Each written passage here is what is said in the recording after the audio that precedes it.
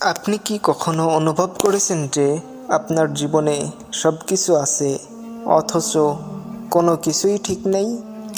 প্রচুর টাকা, ভালো চাকরি, পরিবার, তবুও বুকের ভেতর একটা চাপা হাহাকার, এক অদৃশ্য শূন্যতা।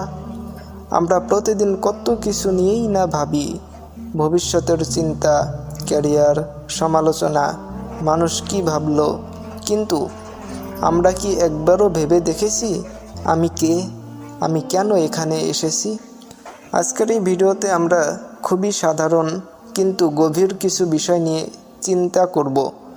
আমরা কথা বলবো সেই শূন্যতা নিয়ে যা দুনিয়ার কোনো কিছু দিয়ে পূরণ করা সম্ভব নয়। এটি কেবল আল্লাহর কাছে ফিরে গেলেই দূর করা সম্ভব। প্রিয় ভাই ও বোনেরা, আমাদের হৃদয়ের অস্থিরতার মূল কারণ কি? রাসূল সাল্লাল্লাহু আলাইহি ওয়াসাল্লাম বলেছেন, মানুষের লোভের শেষ নেই। একটি উপত্যকা ভরা সোনা থাকলেও সে আরেকটির লোভ করে।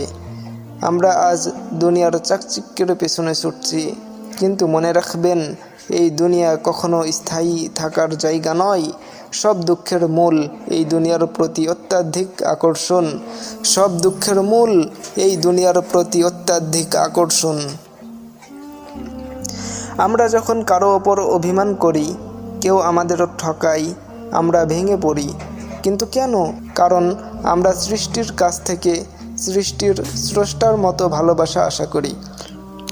অর্থাৎ একজন মানুষের কাছে বা কোনো মাখলুকের কাছে আমরা এরকম আশা করি যে আমাদের মালিক আল্লাহ তাআলা যতটা ভালোবাসবেন, ওই মানুষ বা আমার বন্ধু বা ভালোবাসার মানুষ আমাকে আল্লাহর মতো করে ভালোবাসবে।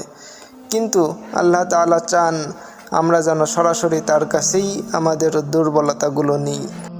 আল্লাহর সাথে সম্পর্ক তৈরি করতে হবে আমাদেরকে। তাহলে উপায় কি? সমাধান কোরআনুল কারিমে আল্লাহ তাআলা বলে দিয়েছেন, আর জেনে রেখো, আল্লাহর জিকির বা স্মরণেই অন্তর প্রশান্ত হয়। অস্থিরতা কমাতে প্রতিদিনের কিছু আমল আমাদের জীবন বদলে দিতে পারে। কিছু আমল হলো: 1. সিজদার দীর্ঘতা। রাসূল সাল্লাল্লাহু আলাইহি ওয়াসাল্লাম বলেছেন, বান্দা তার রবের সবচেয়ে কাছে থাকে যখন সে সিজদায় থাকে। 2. তওবা ও ইস্তেগফার। আমরা প্রতিদিন অজান্তে কত ভুল করি। ইস্তেগফার আমাদের গুনাহ মুছে দেয় আর আত্মাকে হালকা করে। ধৈর্য ও শুকরিয়া। 3. ধৈর্য ও শুকরিয়া। যখন কিছু না থাকে সবর করুন, ধৈর্য ধরুন, আর যখন সব কিছু থাকে তখন শুকরিয়া আদায় করুন। আল্লাহ জানেন আপনি কতটা ব্যথিত। আল্লাহ জানেন আপনি কতটা ব্যথিত। আল্লাহ জানেন কে আপনাকে অপমান করেছে। আল্লাহ জানেন আপনার বালিশ কেন অশ্রুতে ভিজেছে। মনে রাখবেন, আল্লাহ তোমার জন্য যে পথ নির্ধারণ করেছেন তাতে বিশ্বাস রাখো। জীবনের আসল উদ্দেশ্য কি? আমাদের জীবনের মূল লক্ষ্য কি? শুধু খেয়ে পরে বিয়ে করে মরে যাওয়া? না, আল্লাহ তাআলা কুরআনুল কারীমে বলেন, ওয়ামা খালাকাতুল জিন্না ওয়াল ইনসা ইল্লা লিয়াবুদুন। আমি জিন ও মানুষকে আমার ইবাদতের জন্যই সৃষ্টি করেছি। ইবাদত মানে শুধু নামাজ নয়, ভালো কথা বলা, মা বাবার সেবা করা, মানুষের উপকার করা, নিজের কাজ সততার সাথে করা, এই সব কিছুই ইবাদতের অংশ। আমরা যদি সবসময় মনে রাখি যে আমাদের একদিন এই সব কিছু ছেড়ে চলে যেতে হবে, তবে আমাদের দৃষ্টিভঙ্গি বদলে যাবে।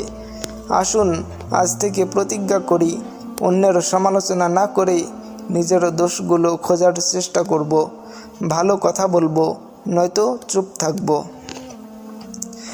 মানুষের হৃদয়ের সব ক্ষত আল্লাহ তাআলা জানেন। আপনি একা নন। যখন কেউ বোঝে না, আল্লাহ তাআলা বোঝেন। যখন কেউ শোনে না, আল্লাহ তাআলা শোনেন।